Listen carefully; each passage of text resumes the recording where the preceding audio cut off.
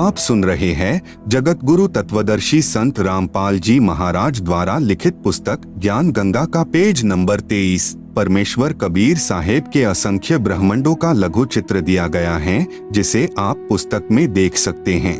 आप सुन रहे हैं जगत गुरु तत्वदर्शी संत रामपाल जी महाराज द्वारा लिखित पुस्तक ज्ञान गंगा का पेज नंबर 24। जैसे गृह मंत्रालय के दस्तावेजों पर हस्ताक्षर करेंगे तो अपने को गृह मंत्री लिखेंगे, वहाँ उसी व्यक्ति के हस्ताक्षर की शक्ति कम होती है। इसी प्रकार कबीर परमेश्वर यानी कबीरदेव की रोशनी में अंतर भिन्न भिन्न लोकों में होता जाता है। ठीक इसी प्रकार पूर्ण परमात्मा कबीरदेव यानी कबीर परमेश्वर ने नीचे के 3 और लोकों यानी अगम लोक, अलख लोक, सतलोक की रचना शब्द यानी वचन से की। यही पूर्ण ब्रह्म परमात्मा कबीरदेव यानी कबीर परमेश्वर ही अगम लोक में प्रकट हुआ तथा कबीरदेव यानी कबीर परमेश्वर अगम लोक का भी स्वामी है तथा वहाँ इनका उपमात्मक यानी पदवी का नाम अगम पुरुष अर्थात अगम प्रभु है। इसी अगम प्रभु का मानव सदृश शरीर बहुत तेजोमय है, जिसके एक रोम यानी शरीर के एक बाल की रोशनी खरब सूर्य की रोशनी से भी अधिक है। यह पूर्ण परमात्मा कबीरदेव यानी कबीर परमेश्वर अलख लोक में प्रकट हुआ तथा स्वयं ही अलख लोक का भी स्वामी है तथा उपमात्मक यानी पदवी का नाम अलख पुरुष भी इसी परमेश्वर का है तथा इस पूर्ण प्रभु का मानव सदृश शरीर तेजोमय स्वर ज्योति यानी स्वयं प्रकाशित है। एक रोम यानी शरीर के एक बाल की रोशनी अरब सूर्यों के प्रकाश से भी ज्यादा है। यही पूर्ण प्रभु सतलोक में प्रकट हुआ तथा सतलोक का भी अधिपति यही है, इसलिए इसी का उपमात्मक यानी पदवी का नाम सतपुरुष यानी अविनाशी प्रभु है। इसी का नाम अकाल मूर्ति, शब्द स्वरूपी राम, पूर्ण ब्रह्म, परम अक्षर ब्रह्म आदि हैं। इसी सतपुरुष कबीरदेव यानी कबीर प्रभु का मानव सदृश शरीर तेजोमय है, जिसके एक रोम यानी शरीर के बाल का प्रकाश करोड़ सूर्यों तथा इतने ही चंद्रमाओं के प्रकाश से भी अधिक है। इस कबीरदेव यानी कबीर प्रभु ने सतपुरुष रूप में प्रकट होकर सतलोक में विराजमान होकर प्रथम सतलोक में अन्य रचना की। एक शब्द यानी वचन से 16 द्वीपों की रचना की, फिर 16 शब्दों से 16 पुत्रों की उत्पत्ति की। एक मानसरोवर की रचना की जिसमें अमृत भरा। 16 पुत्रों के नाम हैं नंबर 1 कूर्म, नंबर 2 ज्ञानी, नंबर 3 विवेक, नंबर 4 तेज, नंबर 5 सहज, नंबर 6 संतोष, नंबर 7 सुरती, नंबर 8 आनंद, नंबर 9 क्षमा, नंबर 10 निष्काम, नंबर 11 जलरंगी, नंबर 12 अचिंत, नंबर 13 प्रेम, नंबर 14 दयाल, नंबर 15 धैर्य, नंबर 16 योग संतायन अर्थात योगजीत। सतपुरुष कबीरदेव ने अपने पुत्र अचिंत को सत्यलोक की अन्य रचना का भार सौंपा तथा शक्ति प्रदान की। अचिंत ने अक्षर पुरुष यानी परब्रह्म की शब्द से उत्पत्ति की तथा कहा कि मेरी मदद करना। अक्षर पुरुष स्नान करने मानसरोवर पर गया, वहाँ आनंद आया तथा सो गया, लंबे समय तक बाहर नहीं आया। आप सुन रहे हैं जगत गुरु तत्वदर्शी संत रामपाल जी महाराज द्वारा लिखित पुस्तक ज्ञान गंगा का पेज नंबर 25। तब अचिंत की प्रार्थना पर अक्षर पुरुष को नींद से जगाने के लिए कबीरदेव यानी कबीर परमेश्वर ने उसी मानसरोवर से कुछ अमृत जल लेकर एक अंडा बनाया तथा उस अंडे में एक आत्मा प्रवेश की तथा अंडे को मानसरोवर के अमृत जल में छोड़ा। अंडे की गड़गड़ाहट से अक्षर पुरुष की निंद्रा भंग हुई। उसने अंडे को क्रोध से देखा, जिस कारण से अंडे के 2 भाग हो गए। उसमें से ज्योति निरंजन यानी शर पुरुष निकला, जो आगे चलकर काल कहलाया। इसका वास्तविक नाम कैल है। तब सतपुरुष यानी कबीरदेव ने आकाशवाणी की कि आप दोनों बाहर आओ तथा अचिंत के द्वीप में रहो। आज्ञा पाकर अक्षर पुरुष तथा अक्षर पुरुष यानी कैल दोनों अचिंत के द्वीप में रहने लगे। बच्चों की नालायकी उन्हीं को दिखाई कि कहीं फिर प्रभुता की तरफ न बन जाए, क्योंकि समर्थ बिन कार्य सफल नहीं होता। फिर पूर्ण धनी कबीरदेव ने सर्व रचना स्वयं की। अपनी शब्द शक्ति से एक राजेश्वरी यानी राष्ट्रीय शक्ति उत्पन्न की, जिससे सर्व ब्रह्मांडों को स्थापित किया। इसी को पराशक्ति परानंदनी भी कहते हैं। पूर्ण ब्रह्म ने सर्व आत्माओं को अपने ही अंदर से अपनी वचन शक्ति से अपने मानव शरीर सदृश उत्पन्न किया। प्रत्येक हंस आत्मा का परमात्मा जैसा ही शरीर रचा, जिसका तेज 16 सूर्यों जैसा मानव सदृश ही है। परंतु परमेश्वर के शरीर के एक रोमकूप का प्रकाश करोड़ों सूर्यों से भी ज्यादा है। बहुत समय उपरांत क्षर पुरुष यानी ज्योति निरंजन ने सोचा कि हम तीनों यानी अचिंत, अक्षर पुरुष, क्षर पुरुष एक द्वीप में रह रहे हैं तथा अन्य एक द्वीप में रह रहे हैं। मैं भी साधना करके अलग द्वीप प्राप्त करूंगा। उसने ऐसा विचार करके एक पैर पर खड़ा होकर 70 युग तक तप किया। आत्माएं काल के जाल में कैसे फंसी, विशेष जब ब्रह्म यानी ज्योति निरंजन तप कर रहा था। हम सभी आत्माएं जो आज ज्योति निरंजन के 21 ब्रह्मांडों में रहते हैं, इसकी साधना पर आसक्त हो गए तथा हृदय से इसे चाहने लगे। अपने सुखदायी प्रभु सत्य पुरुष से विमुख हो गए, जिस कारण से पतिव्रता पद से गिर गए। पूर्ण प्रभु के बार बार सावधान करने पर भी हमारी आसक्ति क्षर पुरुष से नहीं हटी। यही प्रभाव आज भी काल सृष्टि में विद्यमान है। जैसे नौजवान बच्चे फिल्म स्टारों यानी अभिनेताओं तथा अभिनेत्रियों की बनावटी अदाओं तथा अपने रोजगार उद्देश्य से कर रहे भूमिका पर अति आसक्त हो जाते हैं, रोकने से नहीं रुकते। यदि कोई अभिनेता या अभिनेत्री निकटवर्ती शहर में आ जाए तो देखें उन नादान बच्चों की भीड़ केवल दर्शन करने के लिए बहुसंख्या में एकत्रित हो जाती है। लेना एक न देने दो, रोजी रोटी अभिनेता कमा रहे हैं, नौजवान बच्चे लुट रहे हैं। माता पिता कितना ही समझाएं किंतु बच्चे नहीं मानते। कहीं न कहीं, कभी न कभी लुक छिप कर जाते ही रहते हैं। पूर्ण ब्रह्म कबीरदेव यानी कबीर प्रभु ने क्षर पुरुष से पूछा कि बोलो क्या चाहते हो। उसने कहा कि पिताजी, यह स्थान मेरे लिए कम है, मुझे अलग से द्वीप प्रदान करने की कृपा करें। हक्का कबीर यानी सत कबीर ने उसे 21 ब्रह्मांड प्रदान कर दिए। कुछ समय उपरांत ज्योति निरंजन ने सोचा इसमें कुछ रचना करनी चाहिए। खाली ब्रह्मांड यानी लाट किस काम के। यह विचार कर 70 युग तप करके पूर्ण परमात्मा कबीरदेव यानी कबीर प्रभु से रचना सामग्री की याचना की।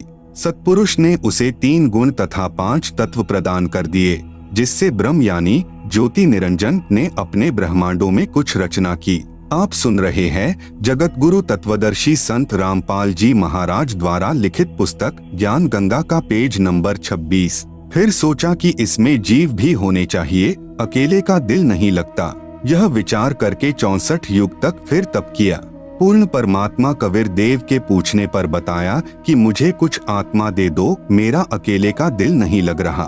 तब सतपुरुष कबीर अग्नि यानी कबीर परमेश्वर ने कहा कि ब्रह्म, तेरे तप के प्रतिफल में मैं तुझे और ब्रह्मांड दे सकता हूँ, परंतु मेरी आत्माओं को किसी भी जप तप साधना के फल रूप में नहीं दे सकता।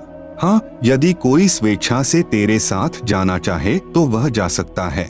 युवा कबीर यानी समर्थ कबीर के वचन सुनकर ज्योति निरंजन हमारे पास आया। हम सभी हंस आत्मा पहले से ही उस पर आसक्त थे। हम उसे चारों तरफ से घेर कर खड़े हो गए। ज्योति निरंजन ने कहा कि मैंने पिताजी से अलग 21 ब्रह्मांड प्राप्त किए हैं, वहाँ नाना प्रकार के रमणीय स्थल बनाए हैं, क्या आप मेरे साथ चलोगे?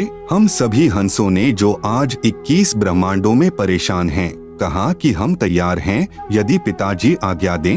तब क्षर पुरुष पूर्ण ब्रह्म महान कबीर यानी समर्थ कबीर प्रभु के पास गया तथा सर्व वार्ता कही। तब कबीर अग्नि यानी कबीर परमेश्वर ने कहा कि मेरे सामने स्वीकृति देने वाले को आज्ञा दूंगा।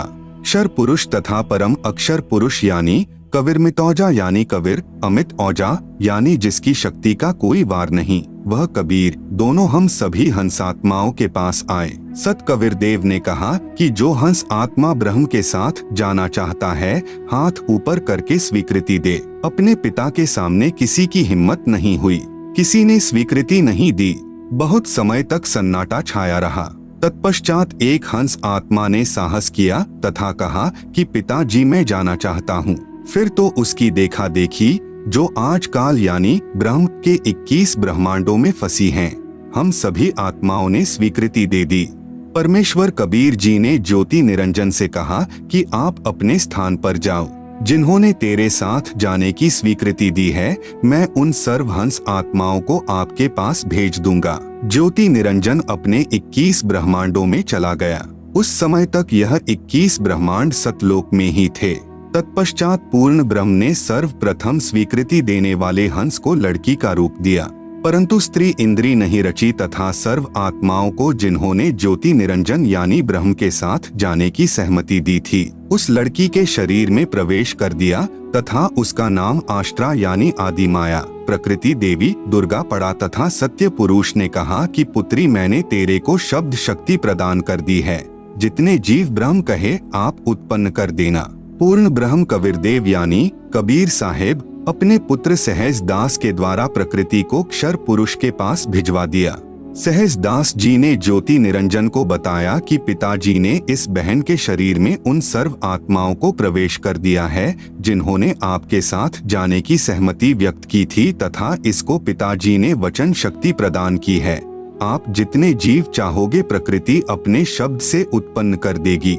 यह कहकर सहजदास वापस अपने द्वीप में आ गया। युवा होने के कारण लड़की का रंगरूप निखरा हुआ था। ब्रह्म के अंदर विषय वासना उत्पन्न हो गई तथा प्रकृति देवी के साथ अभद्र गति विधि प्रारंभ की। आप सुन रहे हैं जगत गुरु तत्वदर्शी संत रामपाल जी महाराज द्वारा लिखित पुस्तक ज्ञान गंगा का पेज नंबर 27। तब दुर्गा ने कहा कि ज्योति निरंजन मेरे पास पिताजी की प्रदान की हुई शब्द शक्ति है। आप जितने प्राणी कहोगे मैं वचन से उत्पन्न कर दूंगी। आप मैथुन परंपरा शुरू मत करो। आप भी उसी पिता के शब्द से अंडे से उत्पन्न हुए हो तथा मैं भी उसी परमपिता के वचन से ही बाद में उत्पन्न हुई हूँ। आप मेरे बड़े भाई हो। बहन भाई का यह योग महापाप का कारण बनेगा। परंतु ज्योति निरंजन ने प्रकृति देवी की एक भी प्रार्थना नहीं सुनी तथा अपनी शब्द शक्ति द्वारा नाखूनों से स्त्री इंद्री यानी भग प्रकृति को लगा दी तथा बलात्कार करने की ठानी। उसी समय दुर्गा ने अपनी इज्जत रक्षा के लिए कोई और चारा न देख सूक्ष्म रूप बनाया तथा ज्योति निरंजन के खुले मुख के द्वारा पेट में प्रवेश करके पूर्ण ब्रह्म कबीरदेव से अपनी रक्षा के लिए याचना की। उसी समय कबीरदेव यानी कबीरदेव अपने पुत्र योग संतायन अर्थात जोगजीत का रूप बनाकर वहां प्रकट हुए तथा कन्या को ब्रह्म के उदर से बाहर निकाला तथा कहा कि ज्योति निरंजन आज से तेरा नाम काल होगा। तेरे जन्म मृत्यु होते रहेंगे, इसीलिए तेरा नाम क्षर पुरुष होगा तथा 1 लाख मानव शरीरधारी प्राणियों को प्रतिदिन खाया करेगा व 1.25 लाख उत्पन्न किया करेगा। आप दोनों को 21 ब्रह्मांड सहित निष्कासित किया जाता है। इतना कहते ही 21 ब्रह्मांड विमान की तरह चल पड़े। सहज दास के द्वीप के पास से होते हुए सतलोक से 16 शंख कोस यानी 1 कोस लगभग 3 किलोमीटर का होता है की दूरी पर आकर रुक गए। विशेष विवरण अब तक 3 शक्तियों का विवरण आया है। नंबर 1 पूर्ण ब्रह्म जिसे अन्य उपमात्मक नामों से भी जाना जाता है जैसे सतपुरुष अकाल पुरुष शब्द स्वरूपी राम परम अक्षर ब्रह्म पुरुष आदि। यह पूर्ण ब्रह्म असंख्य ब्रह्मांडों का स्वामी है तथा वास्तव में अविनाशी है। नंबर 2 परब्रह्म जिसे अक्षर पुरुष भी कहा जाता है, यह वास्तव में अविनाशी नहीं है। यह 7 शंख ब्रह्मांडों का स्वामी है। नंबर 3 ब्रह्म जिसे ज्योति निरंजन काल कैल शर पुरुष तथा धर्मराय आदि नामों से जाना जाता है जो केवल 21 ब्रह्मांड का स्वामी है। अब आगे इसी ब्रह्म यानी काल की सृष्टि के एक ब्रह्मांड का परिचय दिया जाएगा जिसमें 3 और नाम आपके पढ़ने में आएंगे, ब्रह्मा विष्णु तथा शिव। जगत गुरु तत्वदर्शी संत रामपाल जी महाराज द्वारा लिखित पुस्तक ज्ञान गंगा का पेज नंबर 28 पर एक ब्रह्मांड का लघु चित्र दिया गया है जिसे आप पुस्तक में देख सकते हैं। आप सुन रहे हैं जगत गुरु तत्वदर्शी संत रामपाल जी महाराज द्वारा लिखित पुस्तक ज्ञान गंगा का पेज नंबर 29। ब्रह्म तथा ब्रह्मा में भेद। एक ब्रह्मांड में बने सर्वोपरि स्थान पर ब्रह्म यानी क्षर पुरुष स्वयं 3 गुप्त स्थानों की रचना करके ब्रह्मा विष्णु तथा शिव रूप में रहता है तथा अपनी पत्नी प्रकृति यानी दुर्गा के सहयोग से 3 पुत्रों की उत्पत्ति करता है। उनके नाम भी ब्रह्मा विष्णु तथा शिव ही रखता है। जो ब्रह्म का पुत्र ब्रह्मा है वह एक ब्रह्मांड में केवल 3 लोकों यानी पृथ्वी लोक स्वर्ग लोक तथा पाताल लोक में एक रजोगुण विभाग का मंत्री यानी स्वामी है। इसे त्रिलोकीय ब्रह्मा कहा है तथा ब्रह्म जो ब्रह्मलोक में ब्रह्मा रूप में रहता है उसे महाब्रह्मा व ब्रह्मलोकीय ब्रह्मा कहा है। इसी ब्रह्म यानी काल को सदाशिव महाशिव महाविष्णु भी कहा है।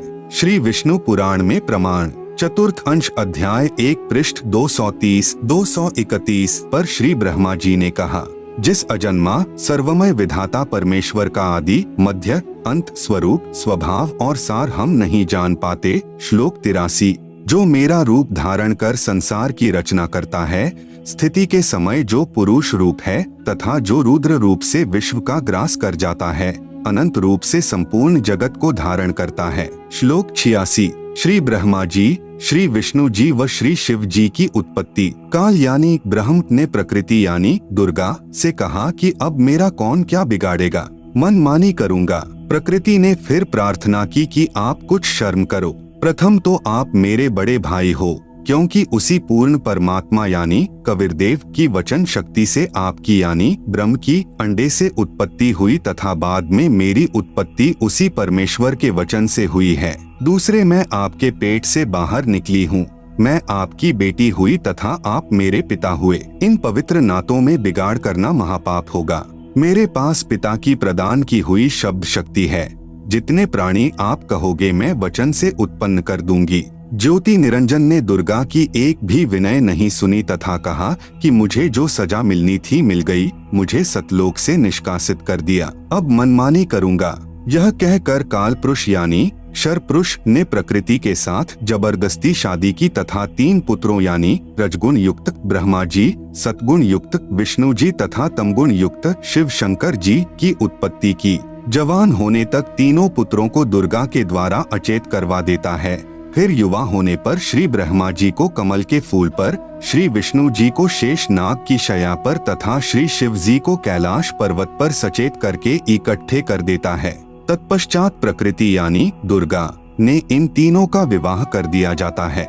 काल ब्रह्म के आदेश से प्रकृति देवी ने तीनों एक ब्रह्मांड में 3 लोकों यानी स्वर्ग लोक, पृथ्वी लोक तथा पाताल लोक में एक एक विभाग के मंत्री यानी प्रभु नियुक्त कर देता है।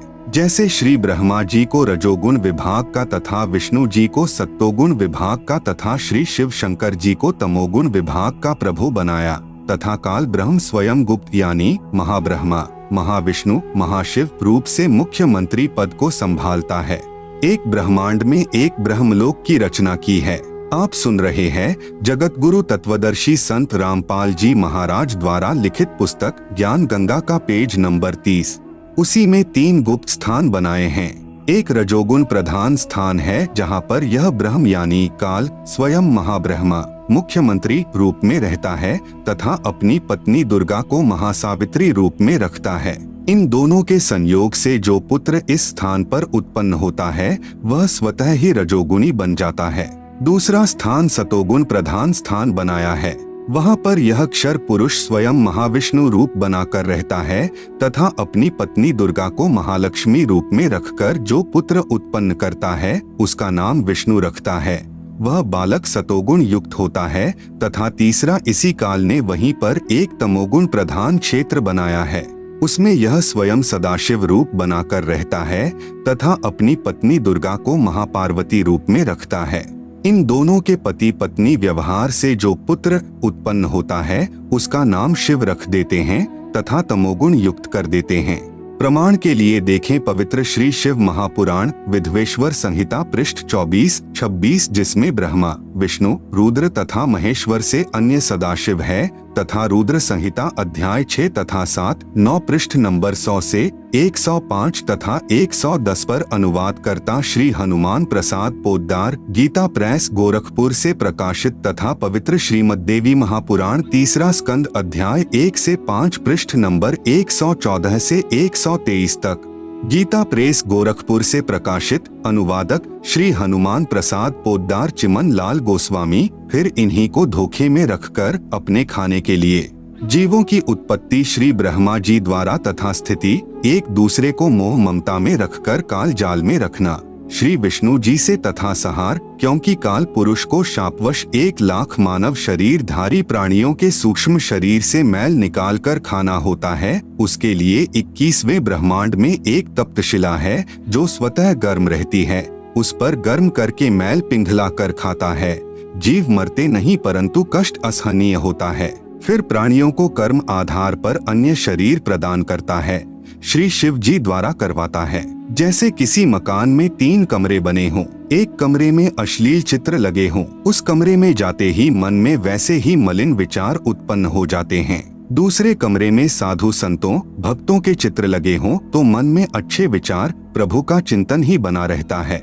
तीसरे कमरे में देश भक्तों व शहीदों के चित्र लगे हों तो मन में वैसे ही जोशीले विचार उत्पन्न हो जाते हैं। ठीक इसी प्रकार ब्रह्म यानी काल ने अपनी सूझबूझ से उपरोक्त तीनों गुण प्रधान स्थानों की रचना की हुई है। तीनों गुण क्या हैं? प्रमाण सहित तीनों गुण रजगुण ब्रह्मा जी, सतगुण विष्णु जी, तमगुण शिव जी हैं। ब्रह्म यानी काल तथा प्रकृति यानी दुर्गा से उत्पन्न हुए हैं तथा तीनों नाशवान हैं। प्रमाण गीता प्रेस गोरखपुर से प्रकाशित श्री शिव महापुराण जिसके संपादक हैं श्री हनुमान प्रसाद पोद्दार, पृष्ठ संख्या 24 से 26 विधवेश्वर संहिता तथा पृष्ठ 110 अध्याय 9 रुद्र संहिता। इस प्रकार ब्रह्मा विष्णु तथा शिव तीनों देवताओं में गुण हैं, परंतु शिव यानी ब्रह्म काल गुणातीत कहा गया है। आप सुन रहे हैं जगत गुरु तत्वदर्शी संत रामपाल जी महाराज द्वारा लिखित पुस्तक ज्ञान गंगा का पेज नंबर 31। दूसरा प्रमाण गीता प्रेस गोरखपुर से प्रकाशित श्रीमद् देवी भागवत पुराण जिसके संपादक हैं श्री हनुमान प्रसाद पोद्दार चिमन लाल गोस्वामी। तीसरा स्कंद अध्याय 5 पृष्ठ 123। भगवान विष्णु ने दुर्गा की स्तुति की, कहा कि मैं यानी विष्णु ब्रह्मा तथा शंकर तुम्हारी कृपा से विद्यमान हैं। हमारा तो आविर्भाव यानी जन्म तथा तिरोभाव यानी मृत्यु होती है। हम नित्य यानी अविनाशी नहीं हैं। तुम ही नित्य हो, जगत जननी हो, प्रकृति और सनातनी देवी हो। भगवान शंकर ने कहा, यदि भगवान ब्रह्मा तथा भगवान विष्णु तुम ही से उत्पन्न हुए हैं तो उनके बाद उत्पन्न होने वाला मैं तमोगुणी लीला करने वाला शंकर क्या तुम्हारी संतान नहीं हुआ? अर्थात मुझे भी उत्पन्न करने वाली तुम ही हो।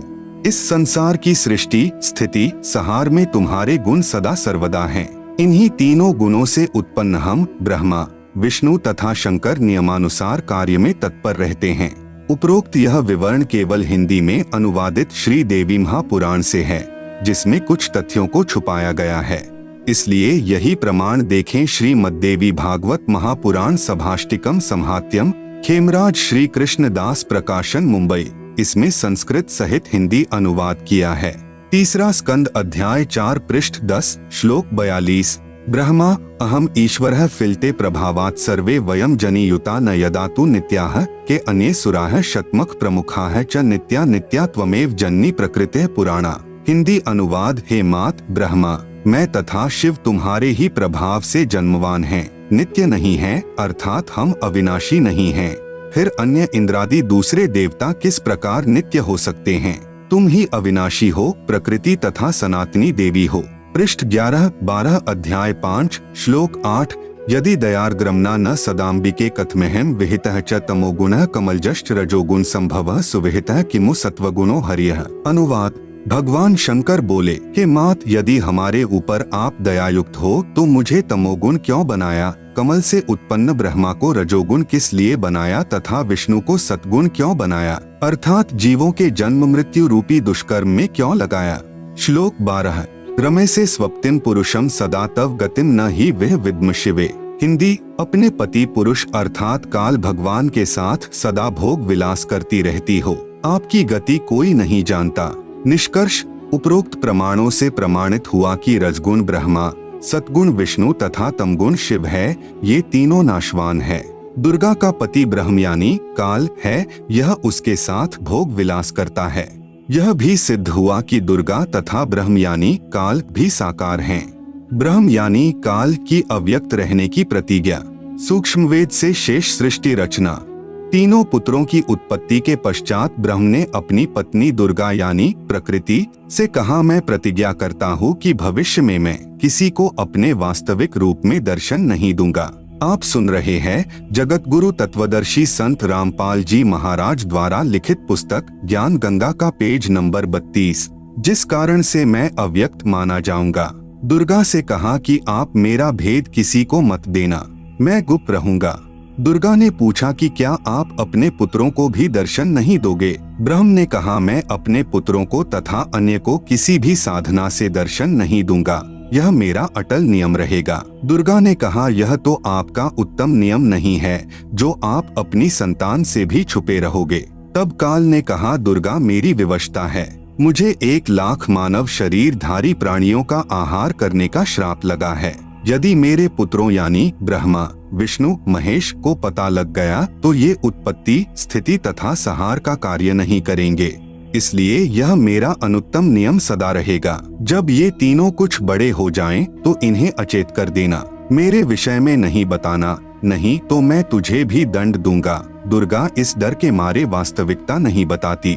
प्रमाण, इसीलिए गीता अध्याय 7 श्लोक 24 में कहा है कि यह बुद्धिहीन जन समुदाय मेरे अनुत्तम नियम से अपरिचित हैं कि मैं कभी भी किसी के सामने प्रकट नहीं होता, अपनी योग माया से छुपा रहता हूँ। इसलिए मुझ अव्यक्त को मनुष्य रूप में आया हुआ अर्थात कृष्ण मानते हैं।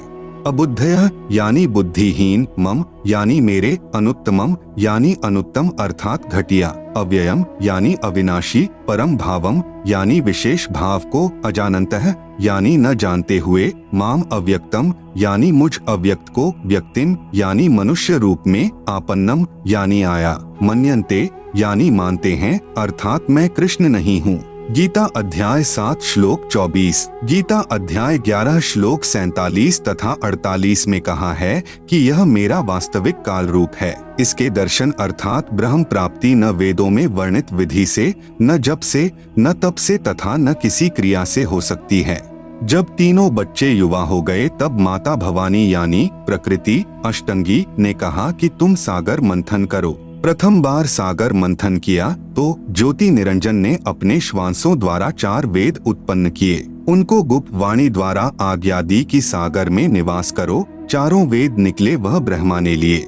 वस्तु लेकर तीनों बच्चे माता के पास आए तब माता ने कहा कि 4 वेदों को ब्रह्मा रखे व पढ़े। नोट, वास्तव में पूर्ण ब्रह्म ने ब्रह्म अर्थात काल को 5 वेद प्रदान किए थे, लेकिन ब्रह्म ने केवल 4 वेदों को प्रकट किया, 5वां वेद छुपा दिया, जो पूर्ण परमात्मा ने स्वयं प्रकट होकर कबीरगिरभी अर्थात कबीरवाणी यानी कबीर वाणी द्वारा लोकोक्तियों व दोहों के माध्यम से प्रकट किया है। दूसरी बार सागर मंथन किया तो 3 कन्याएं मिली। माता ने तीनों को बांट दिया। प्रकृति यानी दुर्गा ने अपने ही अन्य 3 रूप यानी सावित्री, लक्ष्मी तथा पार्वती धारण किए तथा समुद्र में छुपा दी। सागर मंथन के समय बाहर आ गई। वही प्रकृति 3 रूप हुई तथा भगवान ब्रह्मा को सावित्री, भगवान विष्णु को लक्ष्मी, भगवान शंकर को पार्वती पत्नी रूप में दी। तीनों ने भोग विलास किया। सुर तथा असुर दोनों पैदा हुए। आप सुन रहे हैं जगत गुरु तत्वदर्शी संत रामपाल जी महाराज द्वारा लिखित पुस्तक ज्ञान गंगा का पेज नंबर 33। जब तीसरी बार सागर मंथन किया तो 14 रत्न ब्रह्मा को तथा अमृत विष्णु को व देवताओं को, मध यानी शराब असुरों को तथा विष परमार्थ शिव ने अपने कंठ में ठहराया। यह तो बहुत बाद की बात है। जब ब्रह्मा वेद पढ़ने लगा तो पता चला कि कोई सर्व ब्रह्मांडों की रचना करने वाला कुल का मालिक पुरुष यानी प्रभु और है। तब ब्रह्मा जी ने विष्णु जी व शंकर जी को बताया कि वेदों में वर्णन है कि सृजनहार कोई और प्रभु है, परंतु वेद कहते हैं कि भेद हम भी नहीं जानते। उसके लिए संकेत है कि किसी तत्वदर्शी संत से पूछो। तब ब्रह्मा माता के पास आया और सब वृतांत कह सुनाया। माता कहा करती थी कि मेरे अतिरिक्त और कोई नहीं है, मैं ही करता हूँ, मैं ही सर्वशक्तिमान हूँ। परंतु ब्रह्मा ने कहा कि वेद ईश्वर कृत हैं, यह झूठ नहीं हो सकते। दुर्गा ने कहा कि तेरा पिता तुझे दर्शन नहीं देगा, उसने प्रतिज्ञा की हुई है। तब ब्रह्मा ने कहा, माता जी अब आपकी बात पर अविश्वास हो गया है, मैं उस पुरुष यानी प्रभु का पता लगाकर ही रहूंगा। दुर्गा ने कहा कि यदि वह तुझे दर्शन नहीं देगा तो तुम क्या करोगे? ब्रह्मा ने कहा कि मैं आपको शक्ल नहीं दिखाऊंगा। दूसरी तरफ ज्योति निरंजन ने कसम खाई है कि मैं अव्यक्त रहूंगा, किसी को दर्शन नहीं दूंगा, अर्थात 21 ब्रह्मांड में कभी भी अपने वास्तविक काल रूप में आकार में नहीं आऊंगा। गीता अध्याय नंबर 7 का श्लोक नंबर 24। अव्यक्तम व्यक्तिम आपन्नम मन्यन्ते माम अबुद्धयः परम भावम अजानन्तः मम अव्ययम अनुत्तमम। अनुवाद, अबुद्धयः यानी बुद्धिहीन लोग, मम यानी मेरे, अनुत्तमम यानी अश्रेष्ठ, अव्ययम यानी अटल, परम यानी परम, भावम यानी भाव को, अजानन्तः यानी न जानते हुए, अव्यक्तम यानी अदृश्यमान, माम यानी मुझे, काल को, व्यक्तिम यानी न रूप आकार में, कृष्ण आपन्नम यानी प्राप्त हुआ, मन्यन्ते यानी मानते हैं। गीता अध्याय नंबर 7 का श्लोक नंबर 25। न अहम प्रकाशः सर्वस्य योगमाया स्मावृतः मूढ़ः अयम न अभिजानाति लोकः माम अजम अव्ययम। अनुवाद: अहम यानी मैं, योगमाया स्मावृतः यानी योगमाया से छिपा हुआ, सर्वस्य यानी सबके, प्रकाशः यानी प्रत्यक्ष, न यानी नहीं होता अर्थात अदृश्य अर्थात अव्यक्त रहता हूँ इसलिए, अजम यानी जन्म न लेने वाले, अव्ययम यानी अविनाशी अटल भाव को, अयम यानी यह, मूढ़ः यानी अज्ञानी, लोकः यानी जन समुदाय संसार, माम यानी मुझे, न यानी नहीं, अभिजानाति यानी जानता अर्थात मुझको कृष्ण समझता है, क्योंकि ब्रह्म अपनी शब्द शक्ति से अपने नाना रूप बना लेता है। यह दुर्गा का पति है, इसलिए इस मंत्र में कह रहा है कि मैं श्री कृष्ण आदि की तरह दुर्गा से जन्म नहीं लेता। ब्रह्मा का अपने पिता यानी काल ब्रह्म की प्राप्ति के लिए प्रयत्न। तब दुर्गा ने ब्रह्मा जी से कहा कि अलख निरंजन तुम्हारा पिता है, परंतु वह तुम्हें दर्शन नहीं देगा। ब्रह्मा ने कहा कि मैं दर्शन करके ही लौटूंगा। माता ने पूछा कि यदि तुझे दर्शन नहीं हुए तो क्या करेगा? ब्रह्मा ने कहा मैं प्रतिज्ञा करता हूँ, यदि पिता के दर्शन नहीं हुए तो मैं आपके समक्ष नहीं आऊंगा। आप सुन रहे हैं जगत गुरु तत्वदर्शी संत रामपाल जी महाराज द्वारा लिखित पुस्तक ज्ञान गंगा का पेज नंबर 34। यह कहकर ब्रह्मा जी व्याकुल होकर उत्तर दिशा की तरफ चल दिया, जहाँ अंधेरा ही अंधेरा है। वहाँ ब्रह्मा ने 4 युग तक ध्यान लगाया परंतु कुछ भी प्राप्ति नहीं हुई। काल ने आकाशवाणी की कि जीव उत्पत्ति क्यों नहीं की। भवानी ने कहा कि आपका ज्येष्ठ पुत्र ब्रह्मा जिद करके आपकी तलाश में गया है। ब्रह्मा के बिना जीव उत्पत्ति का सब कार्य असंभव है। ब्रह्म यानी काल ने कहा उसे वापस बुला लो, मैं उसे दर्शन नहीं दूंगा। तब दुर्गा यानी प्रकृति ने अपनी शब्द शक्ति से गायत्री नाम की लड़की उत्पन्न की तथा उसे ब्रह्मा को लौटा लाने को कहा। गायत्री ब्रह्मा जी के पास गई परंतु ब्रह्मा जी समाधि लगाए हुए थे, उन्हें कोई आभास ही नहीं था कि कोई आया है। तब आदि कुमारी यानी प्रकृति ने गायत्री को ध्यान द्वारा बताया कि इसके चरण स्पर्श कर। तब गायत्री ने ऐसा ही किया। ब्रह्मा जी का ध्यान भंग हुआ तो क्रोधवश बोले कि कौन पापिन है जिसने मेरा ध्यान भंग किया है, मैं तुझे श्राप दूंगा। गायत्री कहने लगी कि मेरा दोष नहीं है, पहले मेरी बात सुनो तब श्राप देना। मेरे को माता ने तुम्हें लौटा लाने को कहा है क्योंकि आपके बिना जीव उत्पत्ति नहीं हो सकती। ब्रह्मा ने कहा कि मैं कैसे जाऊं, पिताजी के दर्शन हुए नहीं, ऐसे जाऊं तो मेरा उपहास होगा। यदि आप माता जी के समक्ष यह कह दें कि ब्रह्मा को पिता यानी ज्योति निरंजन के दर्शन हुए हैं, मैंने अपनी आंखों से देखा है, तो मैं आपके साथ चलूं। तब गायत्री ने कहा कि आप मेरे साथ संभोग यानी सेक्स करोगे तो मैं आपकी झूठी साक्षी यानी गवाही भरूंगी। तब ब्रह्मा ने सोचा कि पिता के दर्शन हुए नहीं, वैसे जाऊं तो माता के सामने शर्म लगेगी और चारा नहीं दिखाई दिया। फिर गायत्री से रति क्रिया यानी संभोग की। तब गायत्री ने कहा कि क्यों न एक गवाह और तैयार किया जाए। ब्रह्मा ने कहा बहुत ही अच्छा है। तब गायत्री ने शब्द शक्ति से एक लड़की यानी पुहपवती नाम की पैदा की तथा उससे दोनों ने कहा कि आप गवाही देना कि ब्रह्मा ने पिता के दर्शन किए हैं। तब पुहपवती ने कहा कि मैं क्यों झूठी गवाही दूं? हाँ, यदि ब्रह्मा मेरे से रति क्रिया यानी संभोग करे तो गवाही दे सकती हूँ। गायत्री ने ब्रह्मा को समझाया यानी उकसाया कि और कोई चारा नहीं है। तब ब्रह्मा ने पुहपवती से संभोग किया तो तीनों मिलकर आदि माया यानी प्रकृति के पास आए। दोनों देवियों ने उपरोक्त शर्त इसलिए रखी थी कि यदि ब्रह्मा माता के सामने हमारी झूठी गवाही को बता देगा तो माता हमें श्राप दे देगी, इसलिए उसे भी दोषी बना लिया। यहाँ महाराज गरीब दास जी कहते हैं कि दास गरीब यह चूक धुरों धुर। भावार्थ, इस काल यानी ब्रह्म के लोक में यह बुराई प्रारंभ से ही है तथा यहाँ काल के लोक में देवता भी बुराई से अछूते नहीं हैं। जैसे श्री विष्णु जी ने जालंधर राक्षस की पतिव्रता पत्नी तुलसी के साथ धोखा करके उसके साथ रति क्रिया यानी सेक्स करके उसका पतिव्रता भंग किया, भगवान शिव ने भी श्री विष्णु द्वारा मोहिनी रूप धारण करने पर उसके साथ संभोग यानी सेक्स करने के उद्देश्य से उसका हाथ पकड़ा। उसी कारण से श्री शिव का शुक्र यानी वीर्य स्खलित हो गया। श्री विष्णु जी अपने वास्तविक रूप में प्रकट हो गए। आप सुन रहे हैं जगत गुरु तत्वदर्शी संत रामपाल जी महाराज द्वारा लिखित पुस्तक ज्ञान गंगा का पेज नंबर 35। माता दुर्गा द्वारा ब्रह्मा को श्राप देना। ब्रह्मा ने वेदों में पढ़ा यजुर्वेद अध्याय 5 मंत्र 1 अग्नेह तनुह असि, जिसका अर्थ है परमेश्वर तेजोमय शरीर युक्त है।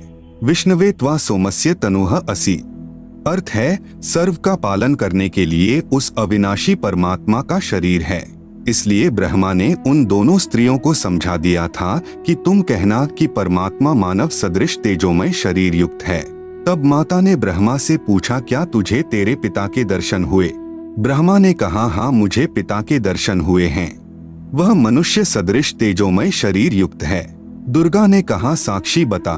तब ब्रह्मा ने कहा, इन दोनों के समक्ष साक्षात्कार हुआ है।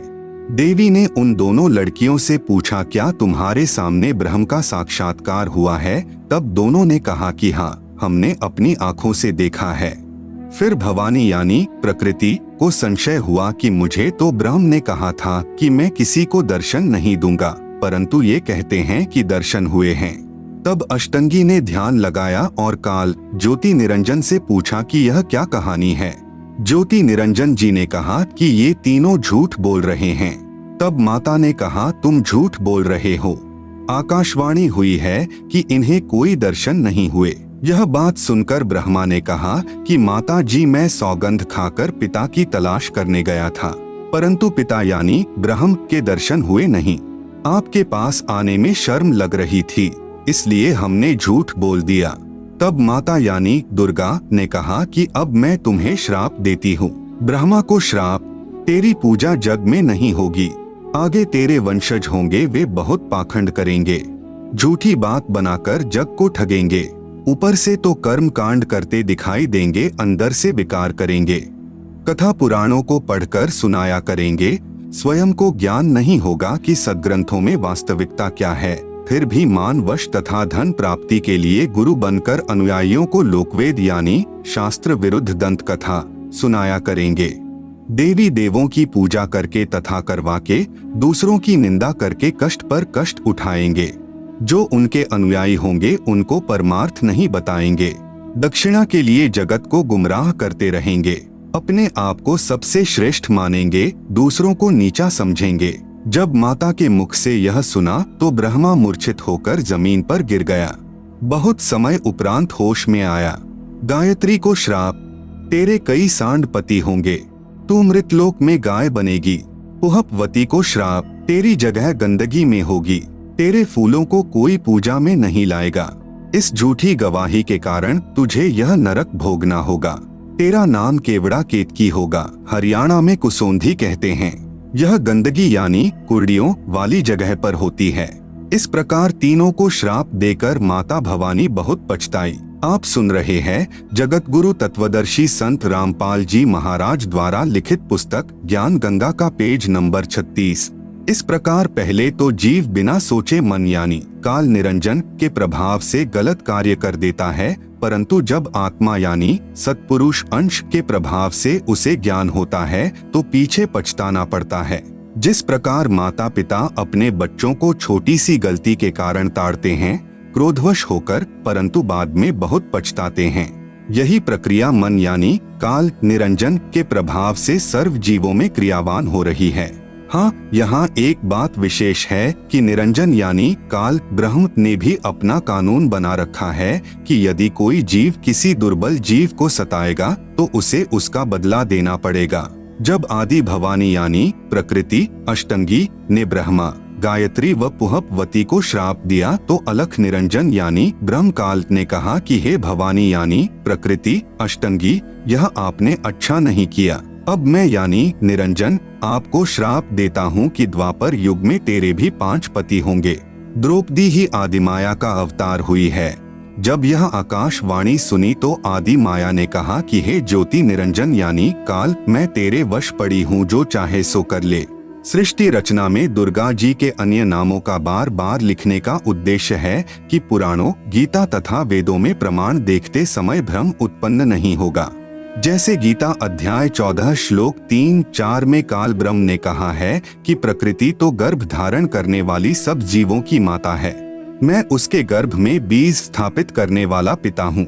श्लोक 4 में कहा है कि प्रकृति से उत्पन्न तीनों गुण जीवात्मा को कर्मों के बंधन में बांधते हैं। इस प्रकरण में प्रकृति तो दुर्गा है तथा तीनों गुण तीनों देवता रजगुण ब्रह्मा, सतगुण विष्णु तथा तमगुण शिव के सांकेतिक नाम हैं। विष्णु का अपने पिता यानी काल ब्रह्म की प्राप्ति के लिए प्रस्थान व माता का आशीर्वाद पाना। इसके बाद विष्णु से प्रकृति ने कहा कि पुत्र तू भी अपने पिता का पता लगा ले।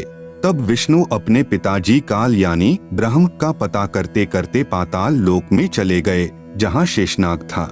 उसने विष्णु को अपनी सीमा में प्रविष्ट होते देखकर क्रोधित होकर जहर भरा फुंकारा मारा। उसके विष के प्रभाव से विष्णु जी का रंग सांवला हो गया, जैसे स्प्रे पेंट हो जाता है। तब विष्णु ने चाहा कि इस नाग को मजा चखाना चाहिए। तब ज्योति निरंजन यानी काल ने देखा कि अब विष्णु को शांत करना चाहिए।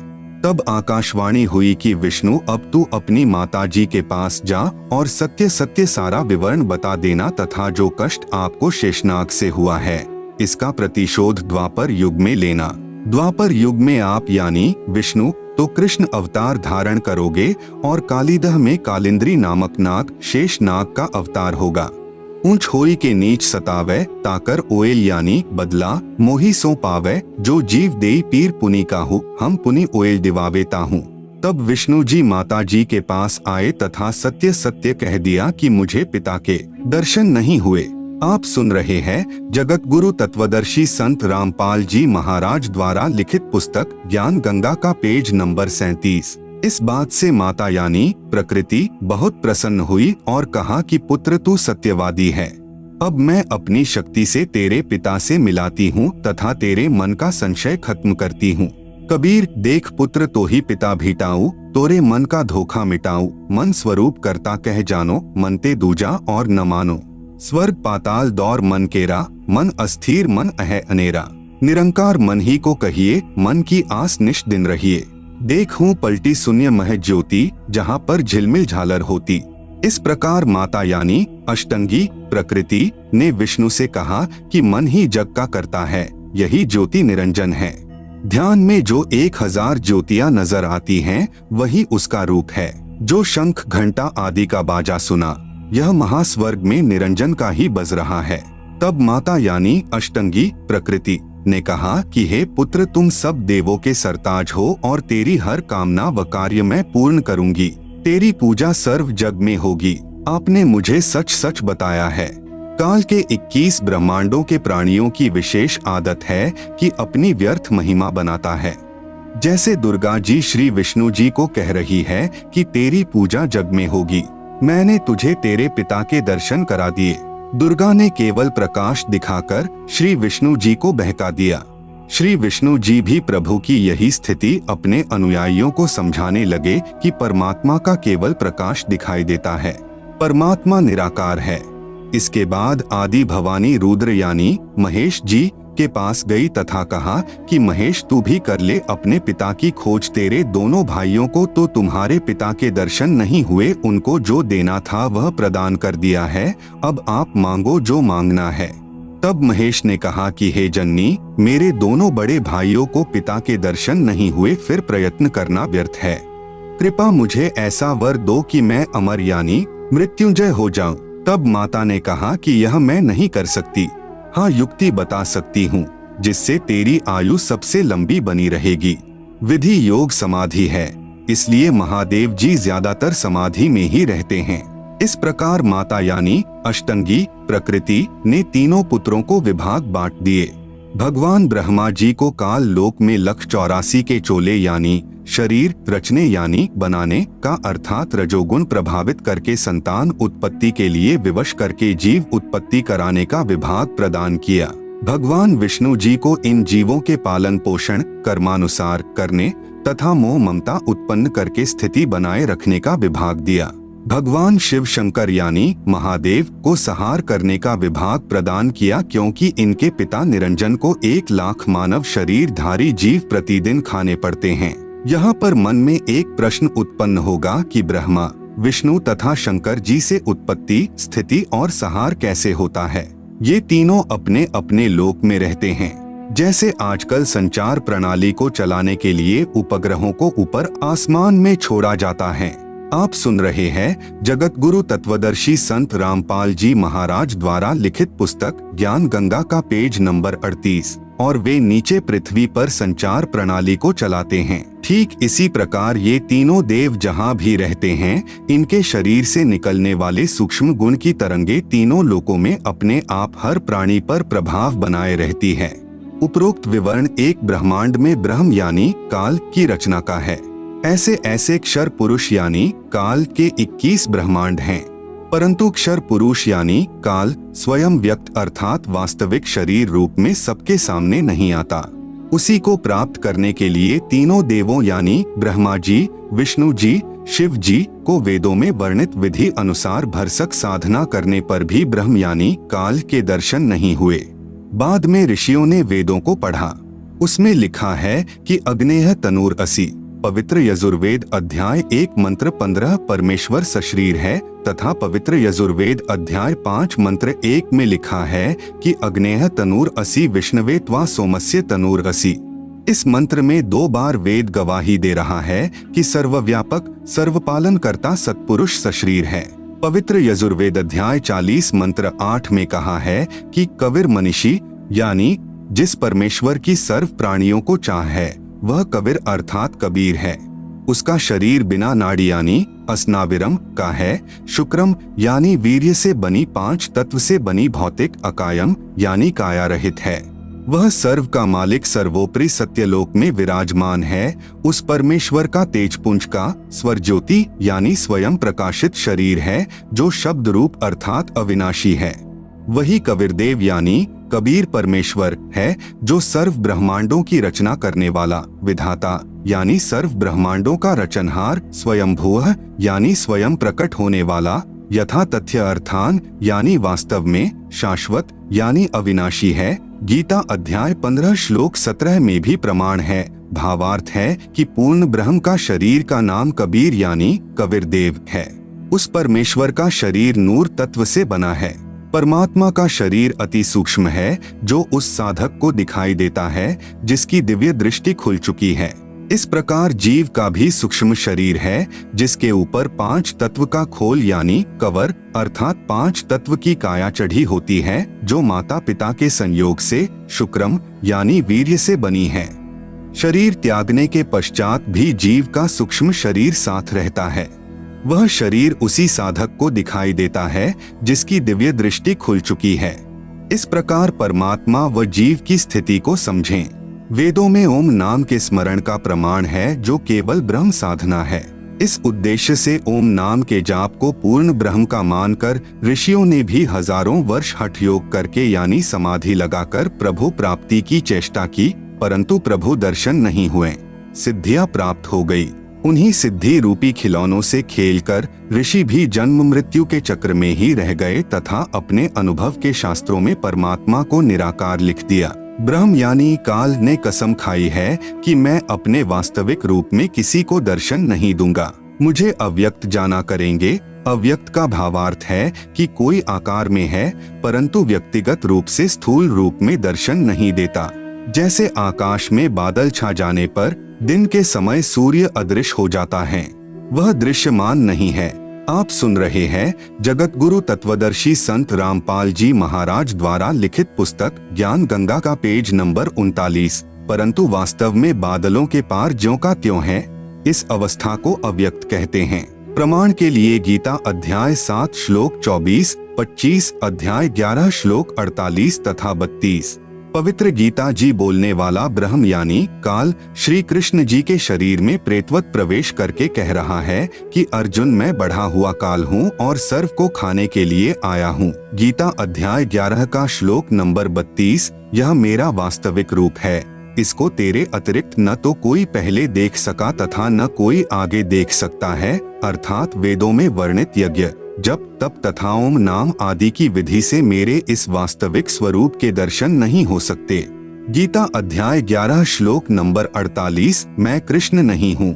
ये मूर्ख लोग कृष्ण रूप में मुझ अव्यक्त को व्यक्त यानी मनुष्य रूप मान रहे हैं, क्योंकि ये मेरे घटिया नियम से अपरिचित हैं कि मैं कभी वास्तविक इस काल रूप में सबके सामने नहीं आता, अपनी योग माया से छुपा रहता हूँ। गीता अध्याय 7 श्लोक नंबर 24-25। विचार करें, अपने छुपे रहने वाले विधान को स्वयं अश्रेष्ठ यानी अनुत्तम क्यों कह रहे हैं? यदि पिता अपनी संतान को भी दर्शन नहीं देता तो उसमें कोई त्रुटि है जिस कारण से छुपा है तथा सुविधाएं भी प्रदान कर रहा है। काल यानी ब्रह्म को श्रापवश 1 लाख मानव शरीरधारी प्राणियों का आहार करना पड़ता है तथा 25% प्रतिदिन जो ज्यादा उत्पन्न होते हैं उन्हें ठिकाने लगाने के लिए तथा कर्म भोग का दंड देने के लिए 84 लाख योनियों की रचना की हुई है। यदि सबके सामने बैठकर किसी की पुत्री, किसी की पत्नी, किसी के पुत्र माता पिता को खाएगा तो सर्व को ब्रह्म से घृणा हो जाए तथा जब भी कभी पूर्ण परमात्मा कविरग्नि यानी कबीर परमेश्वर स्वयं आए या अपना कोई संदेशवाहक यानी दूत भेजे तो सर्व प्राणी सत्य भक्ति करके काल के जाल से निकल जाएं। इसलिए धोखा देकर रखता है तथा पवित्र गीता अध्याय 7 श्लोक 18, 24, 25 में अपनी साधना से होने वाली मुक्ति यानी गति को भी अनुत्तमाम यानी अति अश्रेष्ठ कहा है तथा अपने विधान यानी नियम को भी अनुत्तम यानी अश्रेष्ठ कहा है। प्रत्येक ब्रह्मांड में बने ब्रह्मलोक में एक महास्वर्ग बनाया है। महास्वर्ग में एक स्थान पर नकली सतलोक, नकली अलख लोक, नकली अगम लोक तथा नकली अनामी लोक की रचना प्राणियों को धोखा देने के लिए प्रकृति यानी दुर्गा आदि माया द्वारा करवा रखी है। कबीर साहेब का एक शब्द है, कर नैनो दीदार महल में प्यारा है, में वाणी है कि काया भेद किया निर्वारा, यह सब रचना पिंड मंझारा है। माया अविगत जाल पसारा, सो कारीगर भारा है। आदि माया किन्ही चतुराई, झूठी बाजी पिंड दिखाई, अविगत रचना रची अंड माही वाका प्रतिबिंब दारा है। एक ब्रह्मांड में अन्य लोकों की भी रचना है, जैसे श्री ब्रह्मा जी का लोक, श्री विष्णु जी का लोक, श्री शिव जी का लोक, जहाँ पर बैठकर तीनों प्रभु नीचे के 3 लोकों यानी स्वर्गलोक अर्थात इंद्र का लोक, पृथ्वी लोक तथा पाताल लोक पर एक एक विभाग के मालिक बनकर प्रभुता करते हैं। जगत गुरु तत्वदर्शी संत रामपाल जी महाराज द्वारा लिखित पुस्तक ज्ञान गंगा का पेज नंबर 40 पर ब्रह्मलोक का लघु चित्र तथा पेज नंबर 41 पर ज्योति निरंजन यानी काल ब्रह्म के लोक यानी 21 ब्रह्मांड का लघु चित्र दिया गया है, जिसे आप पुस्तक में देख सकते हैं। आप सुन रहे हैं जगत गुरु तत्वदर्शी संत रामपाल जी महाराज द्वारा लिखित पुस्तक ज्ञान गंगा का पेज नंबर 42 तथा अपने पिता काल के खाने के लिए प्राणियों की उत्पत्ति, स्थिति तथा संहार का कार्यभार संभालते हैं। तीनों प्रभुओं की भी जन्म व मृत्यु होती है, तब काल इन्हें भी खाता है। इसी ब्रह्मांड, इसे अंड भी कहते हैं क्योंकि ब्रह्मांड की बनावट अंडाकार है। इसे पिंड भी कहते हैं क्योंकि शरीर यानी पिंड में एक ब्रह्मांड की रचना कमलों में टीवी की तरह देखी जाती है। में एक मानसरोवर तथा धर्मराय यानी न्यायाधीश का भी लोक है तथा एक गुप्त स्थान पर पूर्ण परमात्मा अन्य रूप धारण करके रहता है, जैसे प्रत्येक देश का राजदूत भवन होता है। वहाँ पर कोई नहीं जा सकता। वहाँ पर वे आत्माएं रहती हैं जिनकी सत्यलोक की भक्ति अधूरी रहती है। जब भक्ति युग आता है तो उस समय परमेश्वर कबीर जी अपना प्रतिनिधि पूर्ण संत सतगुरु भेजते हैं। इन पुण्य आत्माओं को पृथ्वी पर उस समय मानव शरीर प्राप्त होता है तथा ये शीघ्र ही सत भक्ति पर लग जाते हैं तथा सतगुरु से दीक्षा प्राप्त करके पूर्ण मोक्ष प्राप्त कर जाते हैं। उस स्थान पर रहने वाले हंस आत्माओं की निजी भक्ति कमाई खर्च नहीं होती। परमात्मा के भंडार से सर्व सुविधाएं उपलब्ध होती हैं। ब्रह्म यानी काल के उपासकों की भक्ति कमाई स्वर्ग महास्वर्ग में समाप्त हो जाती है, क्योंकि इस काल लोक यानी ब्रह्मलोक तथा परब्रह्म लोक में प्राणियों को अपना किया कर्मफल ही मिलता है। क्षर पुरुष यानी ब्रह्म ने अपने 20 ब्रह्मांडों को 4 महाब्रह्मांडों में विभाजित किया है। एक महाब्रह्मांड में 5 ब्रह्मांडों का समूह बनाया है तथा चारों ओर से अंडाकार गोलाई यानी परिधि में रोका है तथा चारों महाब्रह्मांडों को भी फिर अंडाकार गोलाई यानी परिधि में रोका है। 21वें ब्रह्मांड की रचना एक महाब्रह्मांड जितना स्थान लेकर की है। 21वें ब्रह्मांड में प्रवेश होते ही 3 रास्ते बनाए हैं। 21वें ब्रह्मांड में भी बाईं तरफ नकली सतलोक, नकली अलख लोक, नकली अगम लोक, नकली अनामी लोक की रचना प्राणियों को धोखे में रखने के लिए आदि माया यानी दुर्गा से करवाई है तथा दाईं तरफ 12 सर्वश्रेष्ठ ब्रह्म साधकों यानी भक्तों को रखता है। फिर प्रत्येक युग में उन्हें अपने संदेश वाहक यानी संत सतगुरु बनाकर पृथ्वी पर भेजता है, जो शास्त्र विधि रहित साधना व ज्ञान बताते हैं तथा स्वयं भी भक्तिहीन हो जाते हैं तथा अनुयायियों को भी काल जाल में फंसा जाते हैं। फिर वे गुरुजी तथा अनुयायी दोनों ही नरक में जाते हैं। फिर सामने एक ताला लगा रखा है, वह रास्ता काल यानी ब्रह्म के निज लोक में जाता है, जहाँ पर यह ब्रह्म यानी काल अपने वास्तविक मानव सदृश काल रूप में रहता है। इसी स्थान पर एक पत्थर की टुकड़ी तवे के आकार की यानी चपाती पकाने की लोहे की गोल प्लेट सी होती है, स्वतः गर्म रहती है, जिस पर 1 लाख मानव शरीरधारी प्राणियों के सूक्ष्म शरीर को भूनकर उनमें से गंदगी निकालकर खाता है। उस समय सर्व प्राणी बहुत पीड़ा अनुभव करते हैं तथा हाहाकार मच जाती है। फिर कुछ समय उपरांत वे बेहोश हो जाते हैं। जीव मरता नहीं। फिर धर्मराय के लोक में जाकर कर्माधार से अन्य जन्म प्राप्त करते हैं तथा जन्म मृत्यु का चक्कर बना रहता है।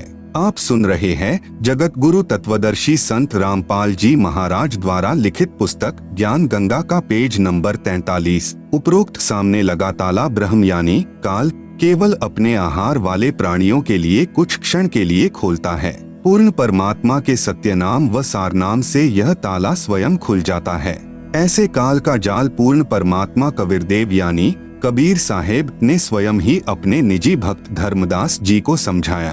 परब्रह्म के साथ संख ब्रह्मांडों की स्थापना कबीर परमेश्वर यानी कबीरदेव ने आगे बताया है कि परब्रह्म यानी अक्षर पुरुष ने अपने कार्य में गफलत की, क्योंकि यह मानसरोवर में सो गया तथा जब परमेश्वर यानी मैंने अर्थात कबीर साहेब ने उस सरोवर में अंडा छोड़ा तो अक्षर पुरुष यानी परब्रह्म ने उसे क्रोध से देखा। इन दोनों अपराधों के कारण 7 संख ब्रह्मांडों सहित सतलोक से बाहर कर दिया। अन्य कारण अक्षर पुरुष यानी परब्रह्म अपने साथी ब्रह्म यानी शर पुरुष की विदाई में व्याकुल होकर परमपिता कबीरदेव यानी कबीर परमेश्वर की याद भूलकर उसी को याद करने लगा तथा सोचा कि क्षर पुरुष यानी ब्रह्म तो बहुत आनंद मना रहा होगा, वह स्वतंत्र राज्य करेगा, मैं पीछे रह गया। तथा अन्य कुछ आत्माएं जो परब्रह्म के साथ 7 संख ब्रह्मांडों में जन्म मृत्यु का कर्मदंड भोग रही हैं, उन हंस आत्माओं की विदाई की याद में खो गई जो ब्रह्म यानी काल के साथ 21 ब्रह्मांडों में फंसी हैं तथा पूर्ण परमात्मा सुखदाई कबीरदेव की याद भुला दी। परमेश्वर कबीरदेव के बार बार समझाने पर भी आस्था कम नहीं हुई।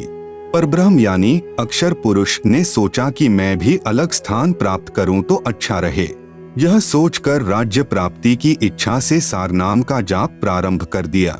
इसी प्रकार अन्य आत्माओं ने यानी जो परब्रह्म के साथ संख ब्रह्मांडों में फंसी हैं, सोचा कि वे जो ब्रह्म के साथ आत्माएं गई हैं, वे तो वहां मौज मस्ती मनाएंगे, हम पीछे रह गए।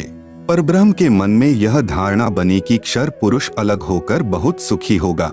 यह विचार कर अंतरात्मा से भिन्न स्थान प्राप्ति की ठान ली। परब्रह्म यानी अक्षर पुरुष ने हठ योग नहीं किया, परंतु केवल अलग राज्य प्राप्ति के लिए सहज ध्यान योग विशेष कसक के साथ करता रहा। अलग स्थान प्राप्त करने के लिए पागलों की तरह विचरने लगा, खाना पीना भी त्याग दिया। अन्य कुछ आत्माएं जो पहले काल ब्रह्म के साथ गई आत्माओं के प्रेम में व्याकुल थी, वे अक्षर पुरुष के वैराग्य पर आसक्त होकर उसे चाहने लगी। पूर्ण प्रभु के पूछने पर परब्रह्म ने अलग स्थान मांगा तथा कुछ हंसात्माओं के लिए भी याचना की। तब कबीरदेव ने कहा कि जो आत्मा आपके साथ स्वेच्छा से जाना चाहें उन्हें भेज देता हूँ। पूर्ण प्रभु ने पूछा कि कौन हंस आत्मा परब्रह्म के साथ जाना चाहता है, सहमति व्यक्त करे। बहुत समय उपरांत एक हंस ने स्वीकृति दी। फिर देखा देखी उन सर्व आत्माओं ने भी सहमति व्यक्त कर दी। सर्वप्रथम स्वीकृति देने वाले हंस को स्त्री रूप बनाया, उसका नाम ईश्वरी माया यानी प्रकृति सुरती रखा तथा अन्य आत्माओं को उस ईश्वरी माया में प्रवेश करके अचिंत द्वारा अक्षर पुरुष यानी परब्रह्म के पास भेजा।